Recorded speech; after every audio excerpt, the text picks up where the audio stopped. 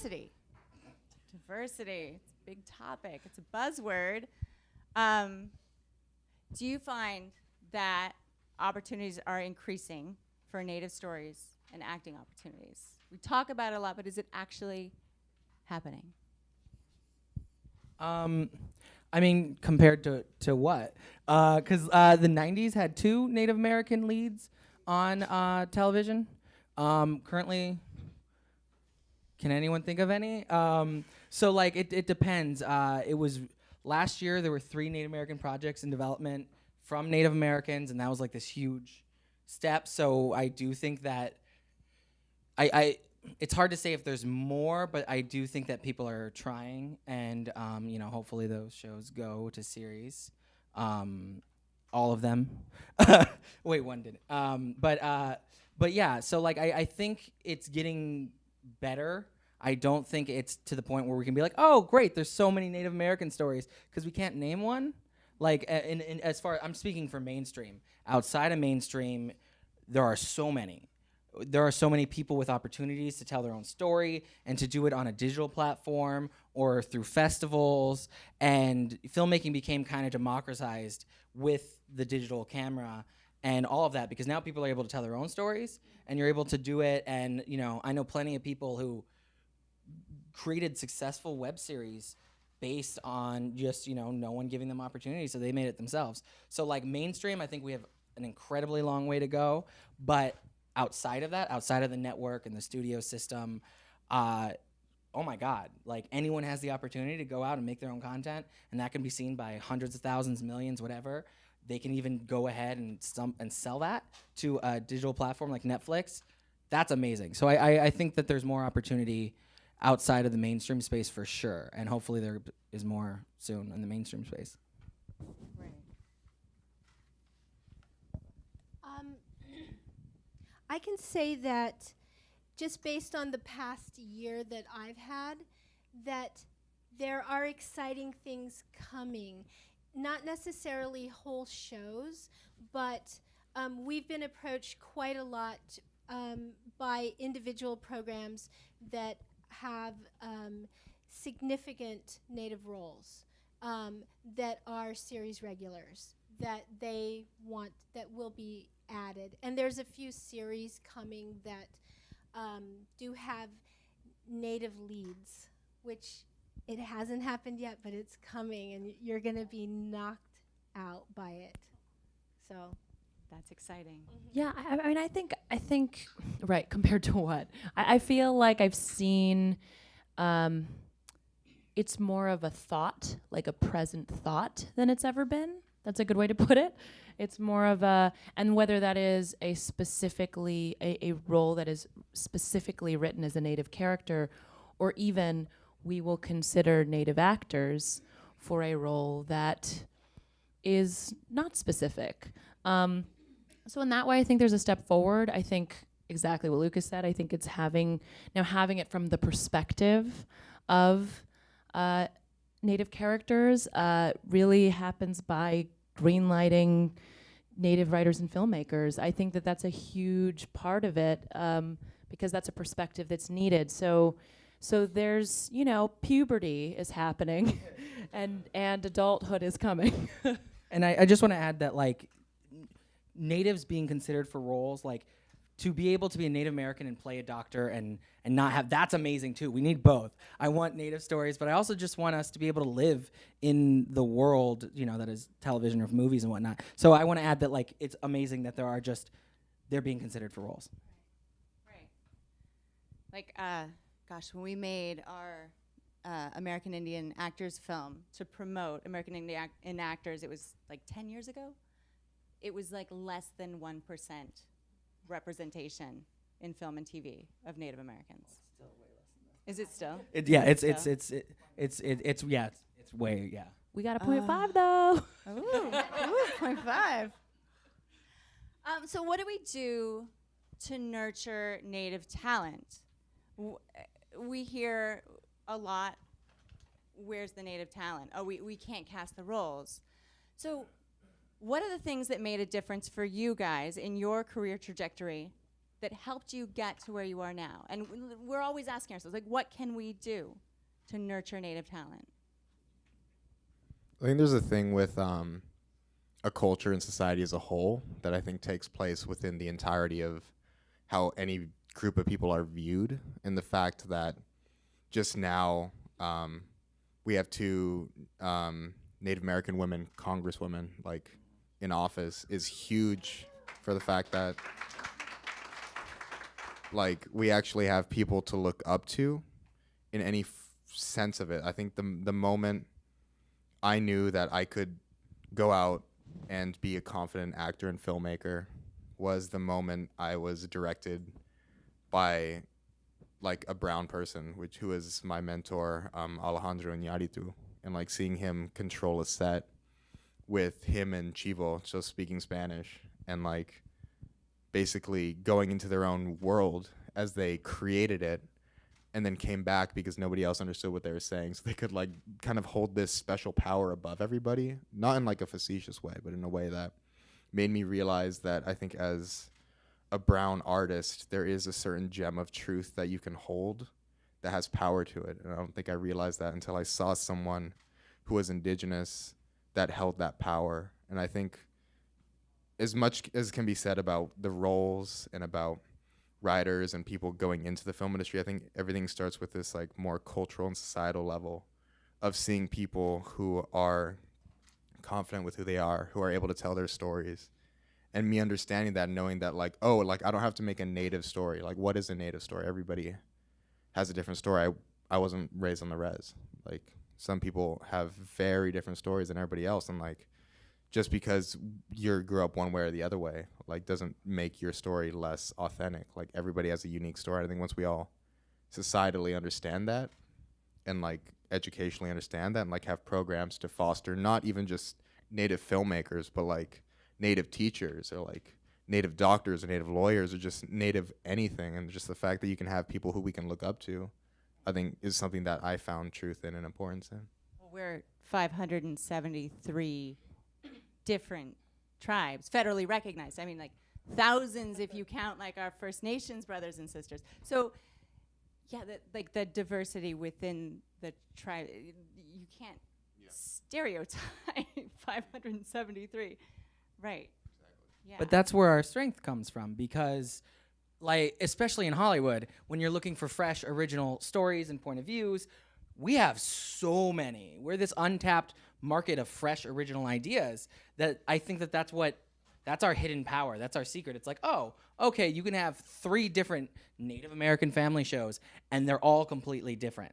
And just depending on, I mean, not even, you know, like geography changes it, tribes change it. It's just city, urban, or city, rural. It all, like, there's so many different ones, and that's amazing. That should be one of our talking points, is how many different stories we can tell. Because right now, content is being bought like crazy, and you keep on seeing these reboots, and you're like, well, you know, if you want something that's original, this has never been done. Like, I was at Disney today. I'm like, well, you know, there are so many firsts that anyone can do, and I went through a list of just procedural, drama, medical drama, cop drama, like, and I just went down all of them, and because you know there were none, so like it's easy to name any type of genre you can think of, and they were like, wow, that's totally true, and you kind of see people being like, oh wow, I can be a part of that, and I think that's a strength we have, is our not only diverse storytelling, but we're good at it. This is our many tribes, that's their culture, is storytelling. I feel like there's another part of it too, which is well, like we work in a business, and a business responds. We want to think the creators are the ones who the heart and the creativity, the stories come from, and the machine of a business responds to dollars. So getting people, and starting with us, to show up and spend the money or click or view is a large part of that. I think and that's in any community right now. I think you're seeing the look at the African American community and what's come out now. It's because people are showing up and spending money. And so they go, oh my gosh, we didn't know it could work. And it's like, of course it could work. It's a good story. And also people are showing up. And that comes to greenlighting filmmakers and creators who have that perspective. And I feel like the other part of it is, I mean, we joked about statistics earlier, but I think it's really easy, and I understand, it's really easy to focus on statistics. It's, when I got out of college, I think, and on my mom's side, I'm Pacific Islander too, so I think I saw a statistic, it was like, from like an Annenberg study, it was like 0.01% of all speaking roles were Native, mixed, and or Pacific Islander, you know, and I was like, oh shit. And the thing is if I focused on that statistic, or if I was part of an artistic community that focused on that statistic, well, we would never get anywhere. We wouldn't encourage each other. And I think it's important to celebrate the wins. It's important to celebrate these people around me right here, because if I'm a parent and I have a child who says, I want to be a filmmaker or an actor, and I just look at a statistic, well, of course I'm not going to encourage that, because I want my child to feed themselves and be self-sufficient. But if I see someone successful or someone succeed at it, and that's highlighted to me, it changes my mentality of what's possible. And it's a hard enough business as it is. And I think that as a community, we have to shift a focus to celebrate the wins, because there are a lot of wins. I've seen them around me, and here are wins literally around me right now. And I feel like that's part of it, because there's a shift on paper, but there's an emotional shift that needs to happen. And from there, I believe that's the spirit of what makes us and our stories powerful. But we have to believe it first.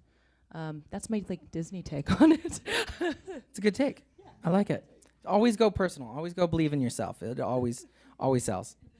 But also celebrate the wins that are not just Native, like Blackish paved the way, I feel like. Yeah. I mean, I mean, of course. And obviously, you know, support everyone. Like Crazy Rich Asians did so well, and now there are 4 pilots about Asian communities or families. And I'm like, that's amazing. Like, it's also kind of how the industry works. Like, oh, that did well, so let's do that. And, you know, like, support them, because I cannot tell you how many times we get bundled in with them.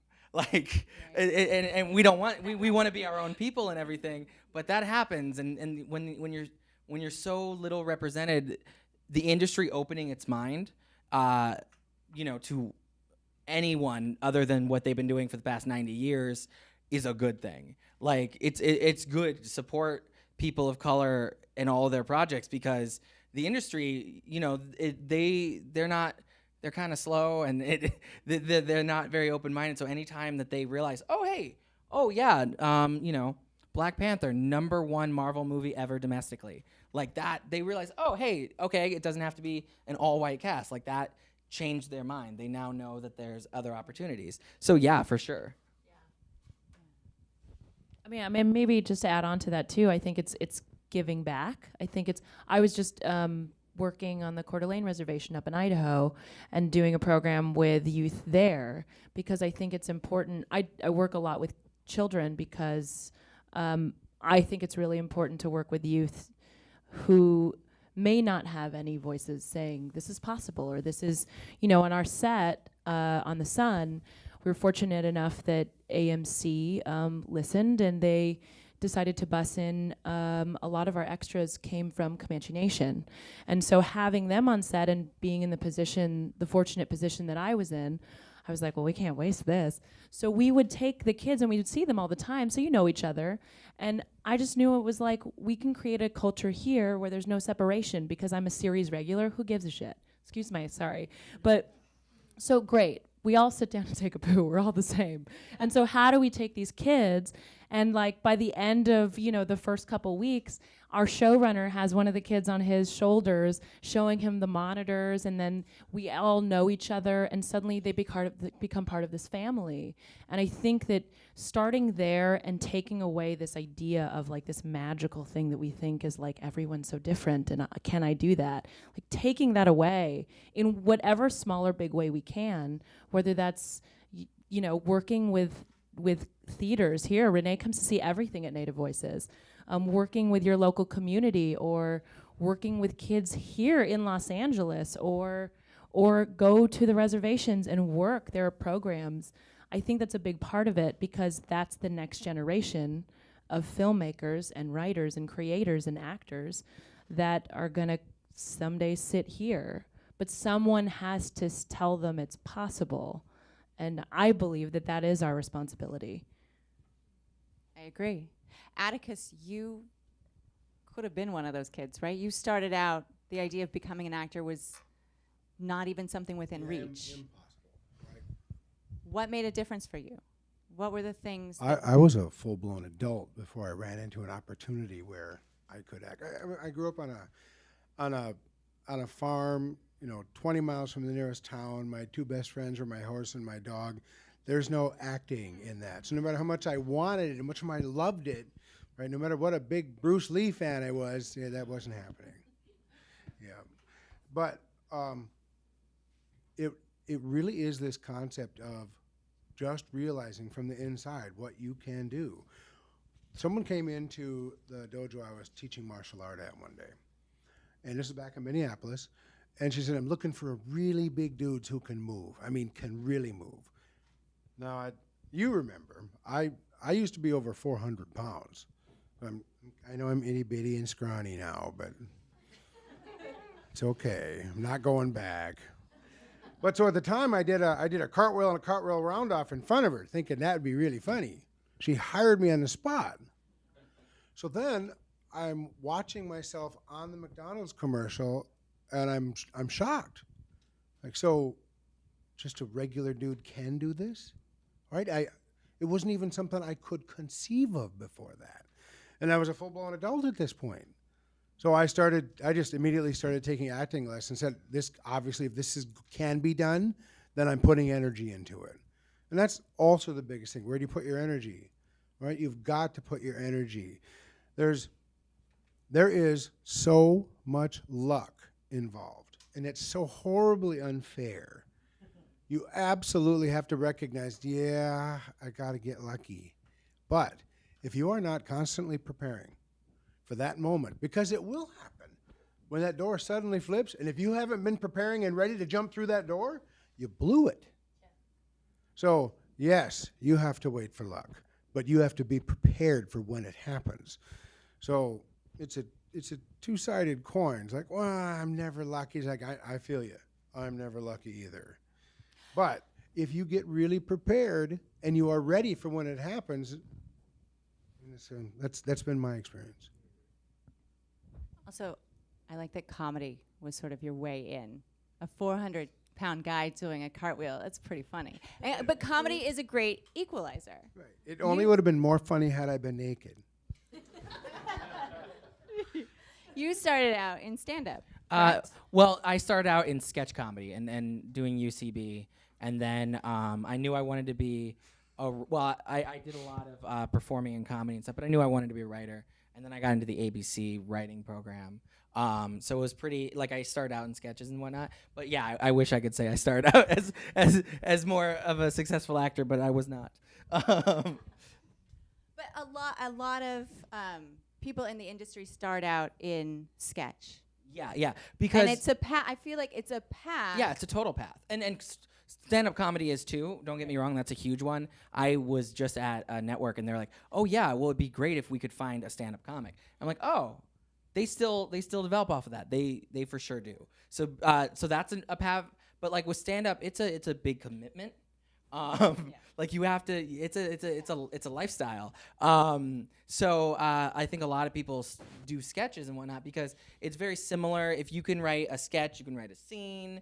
It's all about storytelling. If they both tell beginning, middle, and end, and it's a little bit easier, I think, for comedy writers to start off in sketches. But many do do stand up, and like it's the same with actors because I remembered where I am. We're at SAG-AFTRA, but it is the same with actors though. Actors, all Jerry Seinfeld, all of these people, they started in stand up, and I think sketch.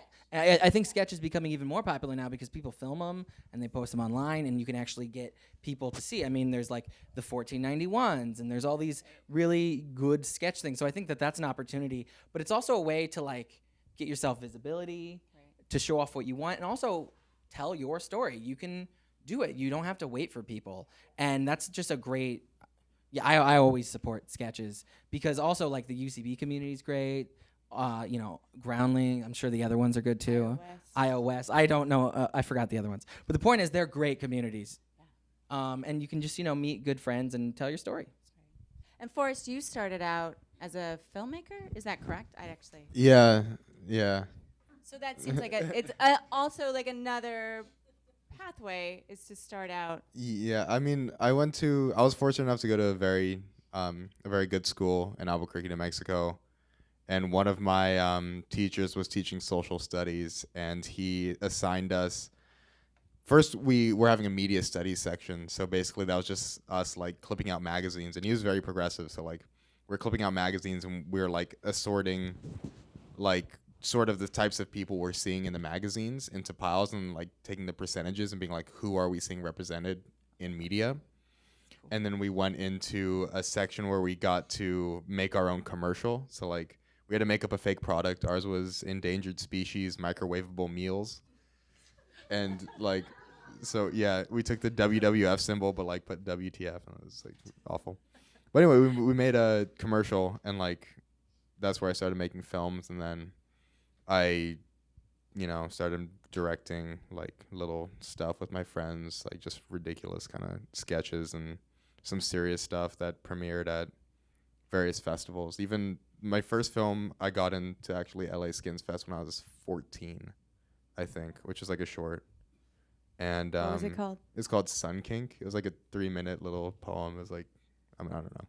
If I watched it now, I'd probably hate it. But yeah. But then as I went on, I kind of just kept making films, and I took a lot of improv classes. Like, I think improv was like basically where I learned everything about what I do now, and it just like got me out of my shell, and I just started having fun. And I think I just basically did it to have fun. I was like doing plays in Albuquerque, New Mexico, and it was just fun. Like, I never thought anything of it. Like, I never would ever do anything that was related to film. It was fun with my friends. We'd make films. We'd just like hang out. It was like what we did.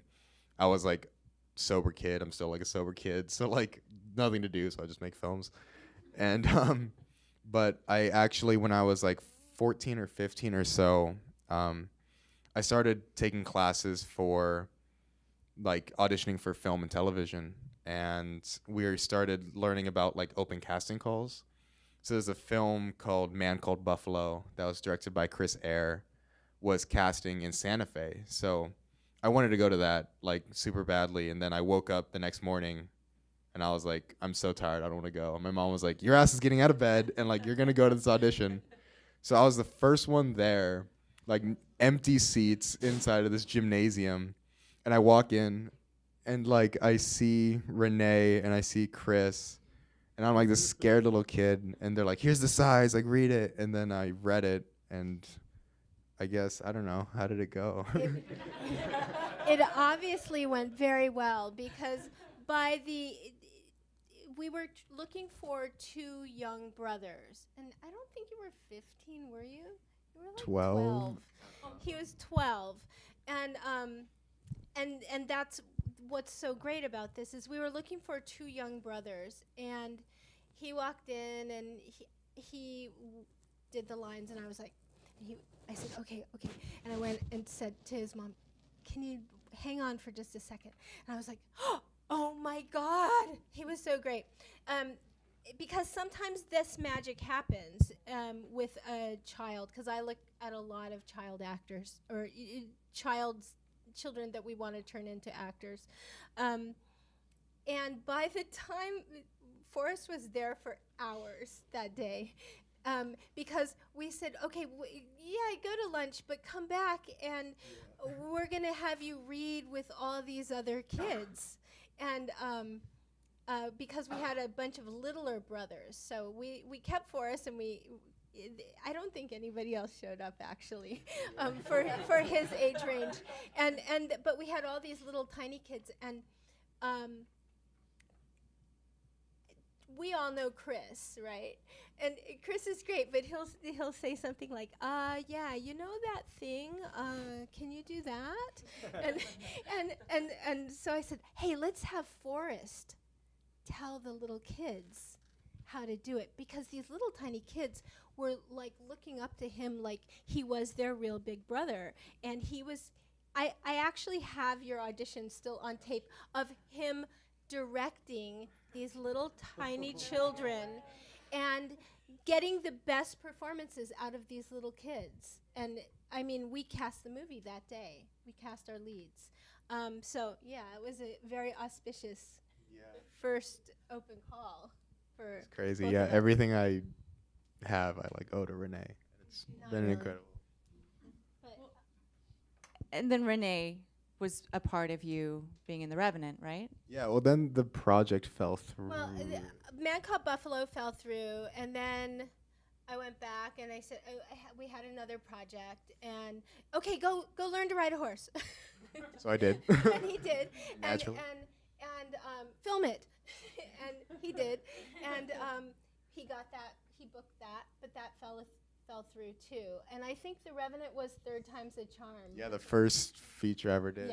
Yeah. So I just stay in touch with people, and I don't let them go if I think that, you know, there's something. I just have to keep going back and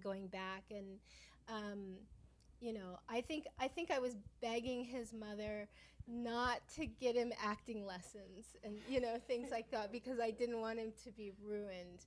And Oh, there's no, it's nothing- true, like, and it there's was- nothing- it's like a bad acting, and I respect acting coaches, but a bad acting coach can ruin a child with a gift. If that child has a really natural ability, you want to protect that. But anyway, yeah, The Revenant was third time's a charm, and the rest is history. But we've done a few other things together since then too. Yeah, it's been incredible. It's like truly like what you said, like where luck meets opportunity and like just being prepared for that. And I mean, yeah, it's crazy journey. And getting that big break, like what is that experience like coming was- from, you know? It was hard. I mean, getting the part was actually probably the most difficult process I've ever been through in my life. It was a project that Iñárritu needs. I mean, he's on another level, like in my opinion. And this is like, of course, biased, but like, in my opinion, he's like the greatest filmmaker alive today. And for me, like, he needs everything so perfect that it took me 3 months of auditioning to get that part. So what that consisted of is me taping a self tape. I sent it in. I got a call back. They sent an acting coach. Later turned into my acting coach and good friend. And she's cool. And she's incredible. Yeah. So she coached me on an audition tape I sent back in New Mexico at my home. I flew out to LA. I met Iñárritu. We talked for about an hour or two. And he just like picked my brain about just film and like what I was interested in. And I told him I liked Kubrick, and he was like, fuck Kubrick. And so like, so we disagree on a few things. But so that was a really interesting process, because when I was in the room there, he's so focused on authenticity. He doesn't care about language. So by the end of the audition, like after an hour, I was just yelling 1, 2, 3, 4 instead of the lines for the scene where I'm trying to save my father. And so I didn't get it then. I flew out to Calgary, which is in Alberta, Canada, and I tested there. And I think there was something close, but I wasn't quite getting it. So he actually sent me to LA to work with Judith Weston, who's like a very prominent acting coach who taught my acting coach. And so we worked for a week, and then I flew back out to Canada again.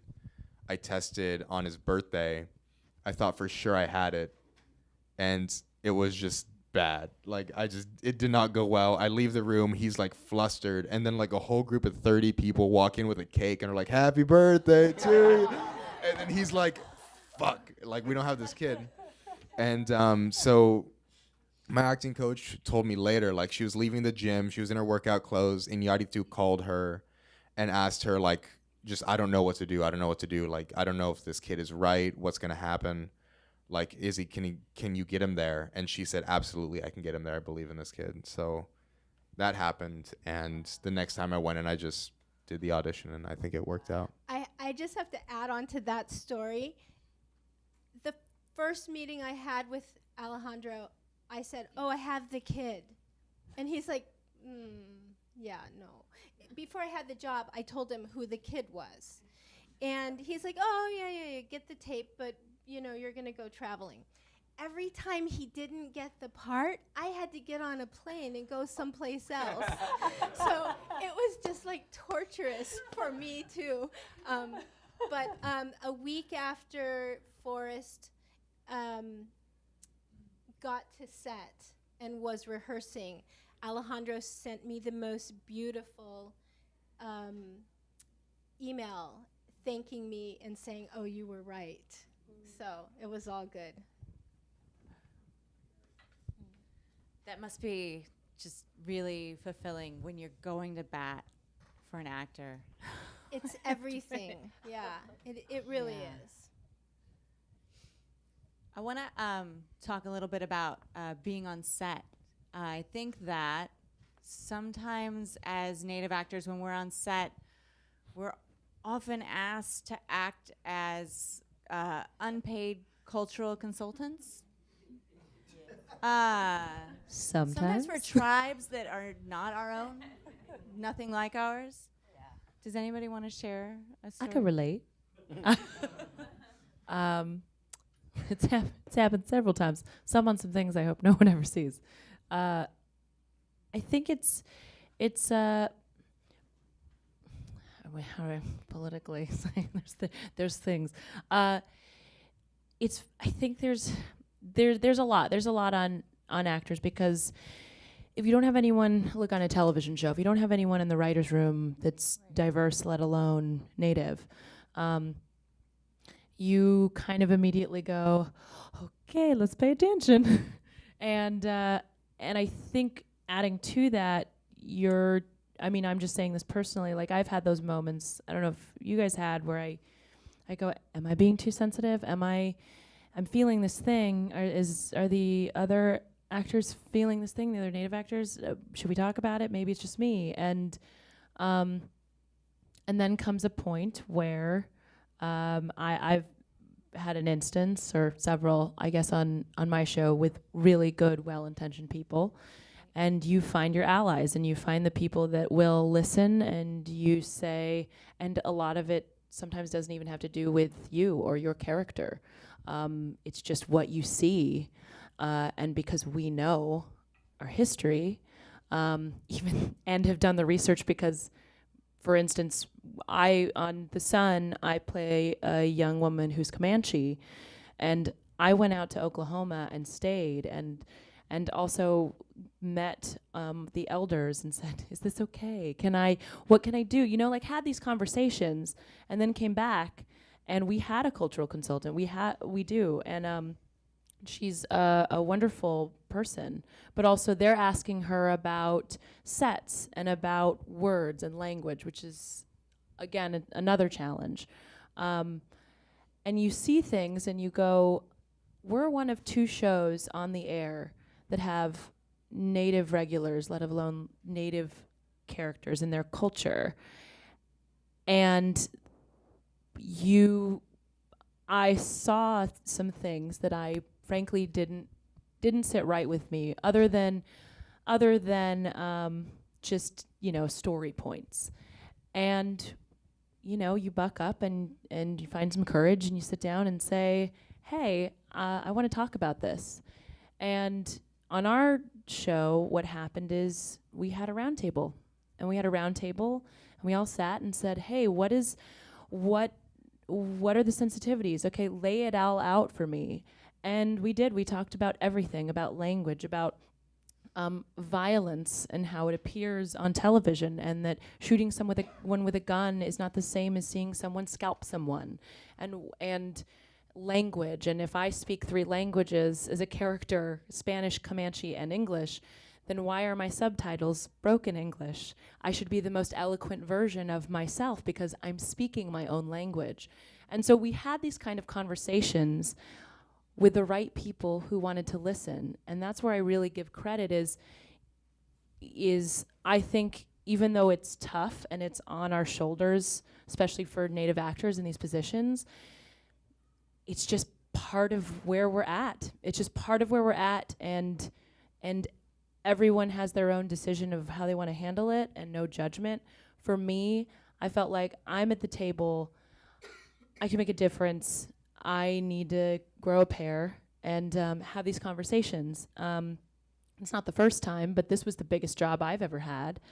And the beauty of it is you find those people and you've built trust with them, and you know that they're well-intentioned people and they listen.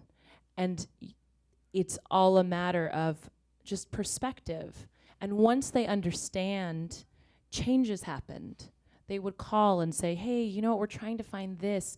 Do you have resources? Sorry to ask. Or like, hey, what do you think about this? And then, it completely shifted.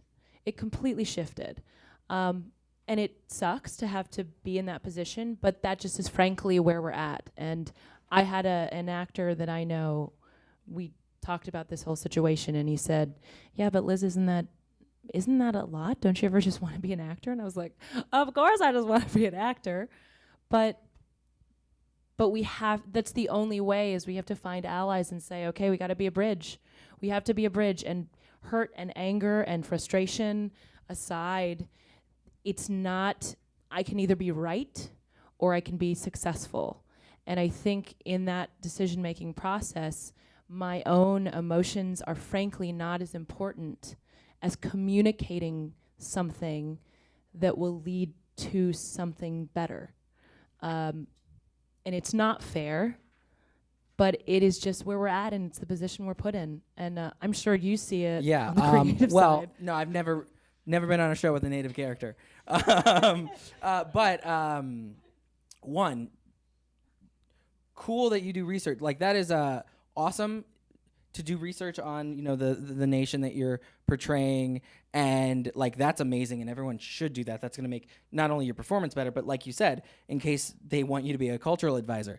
Two, no, you should not. Like, this is on the writers. This is on the producers. So like, I like your point of view of like, yeah, it shouldn't be the case, but be prepared for it, because I can tell you right now, if you're that helpful to a writer and it's a television show, they're gonna think of you in the future, and you might get more episodes. I've seen 3-episode arcs turn into series regulars over seasons. So like, just a practical tip, it helps to be a useful source of anything as an actor, but as a, like, hey, networks, studios, writers, producers, get your act together. You shouldn't be making actors cultural advisors. But that being said, be prepared for it, because, I mean, someone has to be. Don't get me wrong. Of course, I would like to be paid for my glorious opinion all the time. I mean, it's my opinion, right? But I'm just happy they care. Yeah. It's the fact that I'll have the writer come up, and I could see in their demeanor, like, oh, they're granting me status as they walk up to me. And then they ask this question, and it's poignant, and it's a real question. Like, good on you. Good on you. That couldn't have been easy to do. And the fact that they cared, yeah, you can have my opinion free today. I think it's awesome that you care. It's a big deal.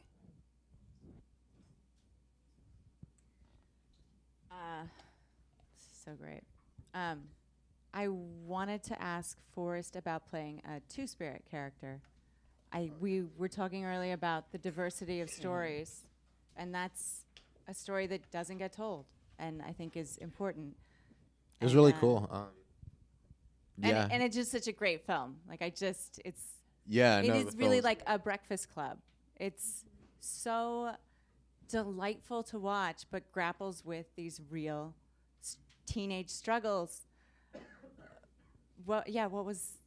It was really nice. I mean, I think when I approached the character, so the film that we're talking about, I don't know if any of you've seen it, it's called The Miseducation of Cameron Post. It's a film that when I got the email for the call, like, of course you read like Lakota character, you're like, okay, like Nice. You picked the most generic tribe in the world. Hey, hey. The coolest tribe. The reason why everyone does it is because we're cool. Just saying. And really humble. So I get the email, and no, I mean, like, I'm reading the character description, and it's like two-spirit character going to gay conversion therapy camp whose father is like a devout Christian, and like he befriends like this mixed race girl and this white girl, and they like escape. I was like, holy shit. And then I look at the director, and it's like this Iranian woman director who's like been to Sundance for an amazing like personal story that is her like journey as a just her non-binary sexual like identity. And I knew it was like a film I wanted to be part of immediately after I read the script, because it was something that I'd never read before, like a native character. I mean, two-spirit, like God, like I never gotten a call for a two-spirit character, but like a native character that was just this crazy, funny, sarcastic, dry person first. And it was like, oh, but it wasn't even like he happens to be native. It's completely tied into his character. But it like was never said besides like a scene where we do talk about what my identity is. But it's written in a way where like, even though you're blatantly giving out exposition, where it's like, oh, it's like a native character, like it's turned into a joke, which I've never seen like a scene that has respected a native identity while also creating a witty moment that ties it into the story in a clever way. Like you don't get writing like that as a native person. And when I read that, I was like, yeah, like I really want to get this part. And playing it was incredible. I met with two-spirit male in a friendship house in New York, and like we talked extensively with myself, the writer, and the director, all three of us, like just listening to his story of what he went through, and he grew up in that time period as well. And it was just like crazy to hear from him, hear perspectives as queer women of color and just other queer women going through what they went through, and like taking everybody's stories and trying to find that amalgamation of what the character would be, but while also just like being a person and not allowing those labels to like take over, because I don't know, it's like a really fun character to play, and I think it's a unique experience, and I don't know, hopefully there's like more characters like that in the future. Well, especially because we're at a time where trans people are potentially losing rights. To see it played in such a human, like not affected and not the butt of the joke, was really powerful. It was really great. Sorry, moving on. I wanted to ask you about platforms and how they are opening up opportunities for Native stories to be told. So we've got all of these diverse stories. Yeah, I mean, yeah, It's all about Vine. Yeah. Check us out Everyone on should Vine. go to Vine. It's where it'll be it's there at right forever. Is that where you started? That's where I actually started, was Vine. Really? I got my start, yeah. I think you outlived Vine. Do you have an IGTV now? I have an IGTV now. Follow me at Forrest69 YOLO swag. Nice. Easy. Please follow. Hashtag YOLO Yeah. swag. Hashtag. Yeah, there's so many. Like we're at peak TV. Everyone talks about it, but it's kind of true. Hopefully we don't like trough. Hopefully we stay up there. But like, yeah, there's a lot. I mean, we won't. But there's a lot right now of opportunities, and like represent. Like I always say rates instead of like numbers, because numbers hurt us, but rates help us a little bit better. But like if you look at the rates of it, I feel like we haven't expanded, we haven't increased our representation, but because there's 10 times more stories being told, we're able to kind of sneak in there. And I'm telling you, if we get one hit, Hollywood will open up. But like, network can only do so many. They have a slot. They can only do 8 shows a year. They can only do this. HBO does like 6. And then you have Netflix doing hundreds. And then you have Amazon competing. And then you have Hulu and Disney, and they're all starting to go in there. So the opportunities, I looked it up because I I have to find buzzwords when I talk to people. But there are 500 shows in production at any given moment now. So that's a lot. Like, that is an increase. And like, it's gonna happen because the odds are just numbers wise, it's gonna happen. And once that happens, they realize it's a gold mine. And that's why I think also, we talked about it before, but, supporting other POC people because they see, oh, that show did well. Maybe this one will do well. And that's kind of how the industry thinks. Because like, streaming platforms, they bought all the executives from all the things. So they kind of still think, in the same pattern. They're much more open-minded. They have a lot more money and they can do amazing things like, oh, this pilot's going straight to series. I was working with someone and they wrote in, oh, it'd be really great if we could have 20 episodes instead of the 10 that you paid, right? As a joke, right? It'd be like, if you really want to do this story, right, they gave them 20 the next day. And I'm like, oh my God. So like streaming is going to be this amazing opportunity where I don't want to say democratized, but like Netflix doesn't have to appeal to every single person because they're not using that time slot. Whereas ABC, NBC, Fox, all of them, they're great because I still want to work for them. They're great, but they only have that 7:30 time slot. So they kind of have to appeal to a much broader audience. And then HBO starts to undercut them in like, HBO becomes cool because they don't have to appeal to 30 million people. And then Netflix came in and was like, we can just find the people who will watch this show and they can watch it at any given time and we will succeed that way. And that's where it's like, oh, that's why, and I don't want to say niche because we're not a niche thing, but that's why I think the opportunity is going to come because they see, oh, hey, there's 300 million indigenous people worldwide and they're a global platform.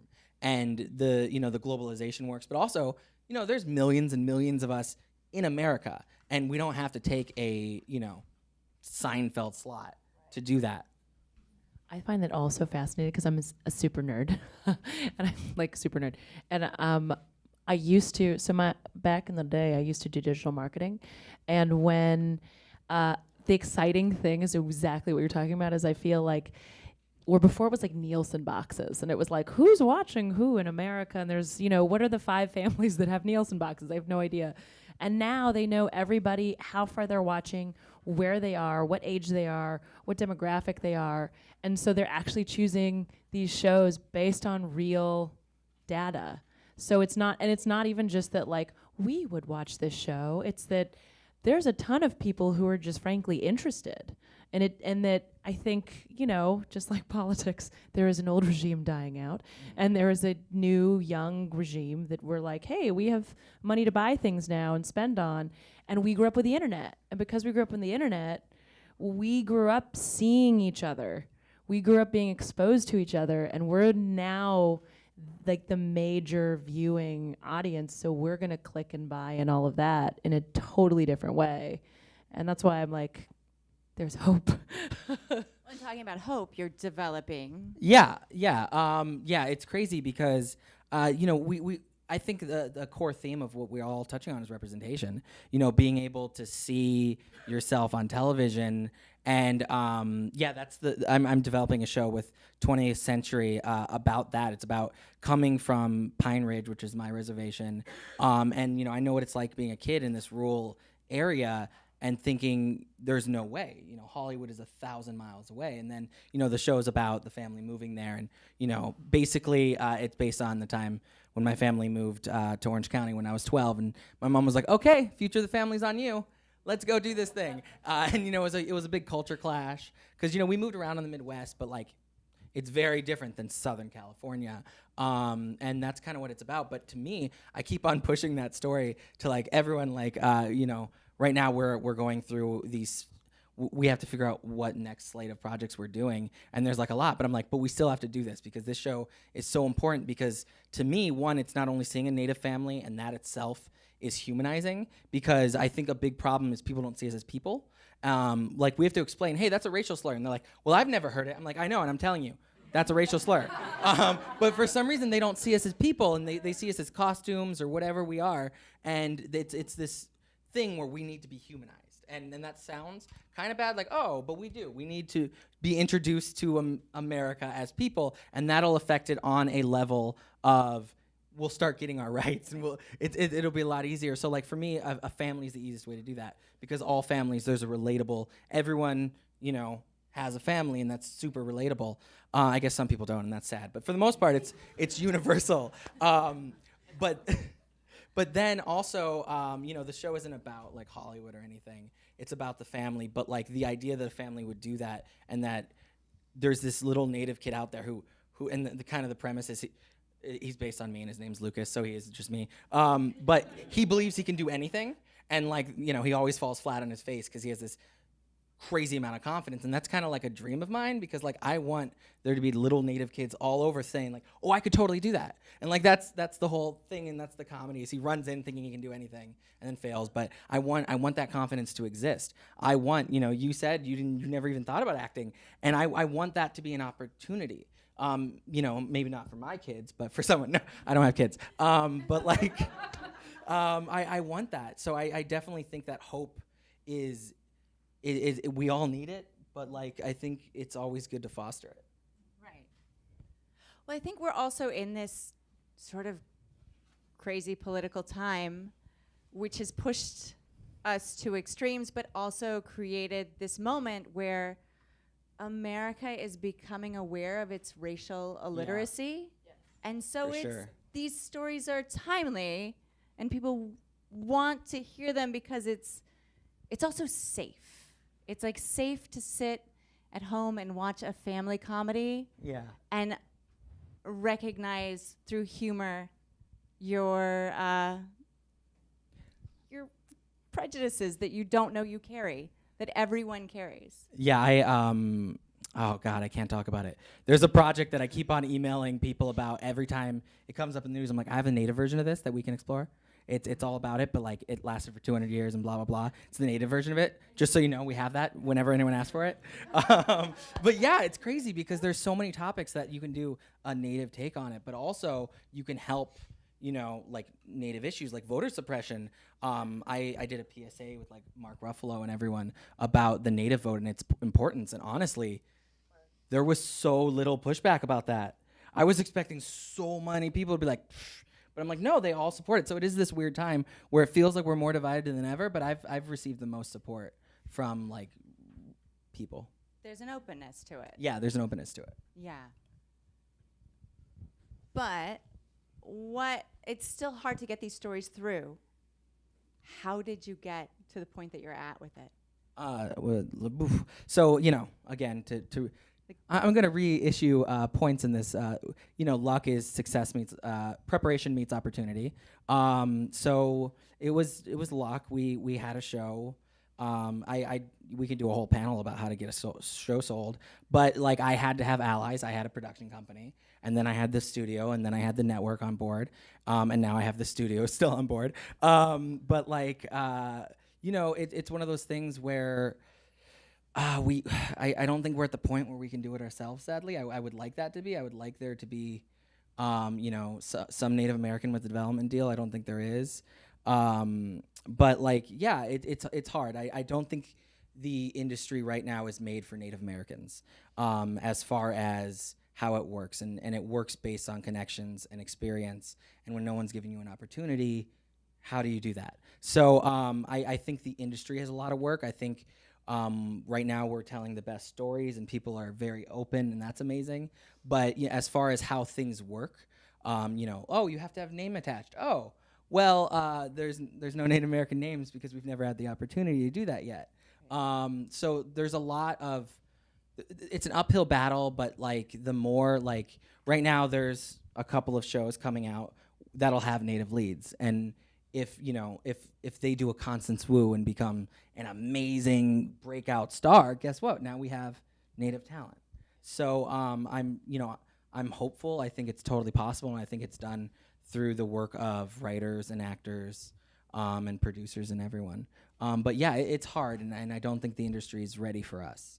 All right, not ready for us, but built for us. Right. There's a lot of gatekeeping going on. I know so many Native writers who, and me, I worked for 3 seasons on a show and then another show in between that, and I didn't have an agent at the time. And my agent was like, what? Because like these agents are turning down a lot of money by not signing you. And all they have to do is sign you, because I already had the 3-year deal. I already did everything, and they weren't, because I'm not shading certain agencies, but like certain agencies, they vote by panel. And all it takes is one board person to not be on board with a native thing, because that doesn't sell. And stuff like that. And that's how you get a producer level writer who already has a 3-year deal having a hard time finding an agent. And then guess what? I got an agent, and 2 months later I sold my first show. So it wasn't like, that shows like that's gatekeeping. So there's a lot of work to do on that front.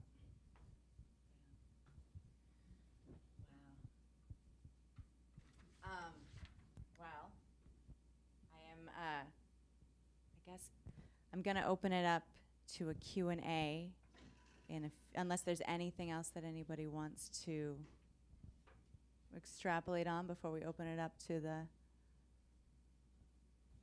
I think that it is important, as you're moving forward, to recognize what we're talking about here, right? Like somebody like Forrest, that's a 1 in a million kid, right? For everyone to go, oh, I want to be like Forrest, like maybe, but that's a 1 in a million kid. It's like, I want to be an Olympic gold medalist. You can totally go for that, because that's kind of where he's at in the acting world.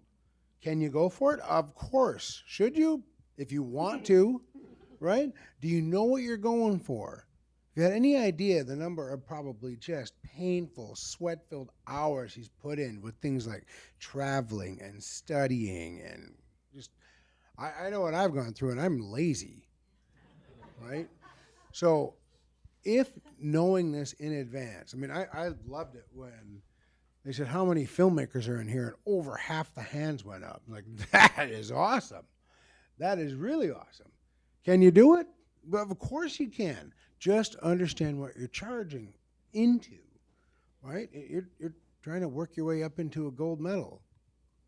It's not going to be easy. None of that's easy. And if in your heart and your mind, your body, like, yeah, none of this is going to be easy. I've got a really, really extensive martial art background. So my instructor got to talk to a guy named Bill Wallace. Bill Wallace was a world famous kickboxer.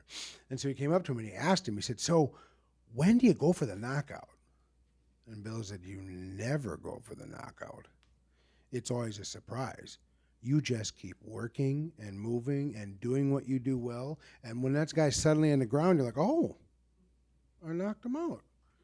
Oh, I'm in Revenant, right? He just kept going. And yet that if you have that in your mentality, there is opportunity. I love what you're talking about. I mean, you take a look at Netflix, you take a look at Hulu, you take a look at, oh my God. Is there any Amazon representatives here? No? Okay. I was just going through stuff that's going on at Amazon. And like, how did this make it? How is this possibly on here? It'd be so terrible. And I'm looking around going, really?